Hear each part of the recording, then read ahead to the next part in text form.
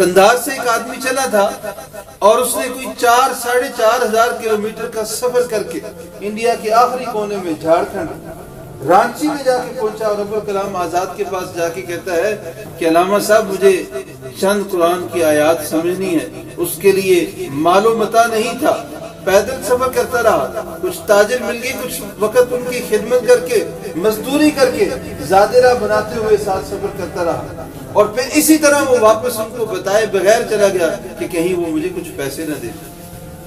اور یہ جو ہے وہ 100-150 سال کی بات ہوگی. ایک نابینا طالب علم دہلی پہنچتا ہے علم حدیث حاصل کرنے کے لیے. شاہ ولی اللہ محدث دہلوی رحمہ اللہ ان کا قائم کردہ مدرسہ اس میں پہنچتا ہے. اس وقت وہاں پہ میاں نذیر حسین دہلوی جو کہ اصل میں بہار کے تھے، وہ علم حدیث پڑھایا کرتے تھے. یہ ان کے پاس پہنچتا ہے، کہتا ہے مجھے داخلہ دے دے. وہ کہتے ہیں جتنا ہمارے پاس انتظام تھا، انتظام کیا ہوتا تھا کہ محلے کے لوگ ذمہ لے لیتے اتنے طلبہ کا کھانا ہم نے دینا ہے، اور جتنا وہ طلبہ جتنا ان کے پاس لوگوں کی طرف سے تھی کہ اتنے ہم دے سکتے ہیں کھانا، جتنا انتظام تھا اتنے طلبہ پورے ہو چکے ہیں جی، اب ہم نے اور کسی کو داخلہ نہیں دینا.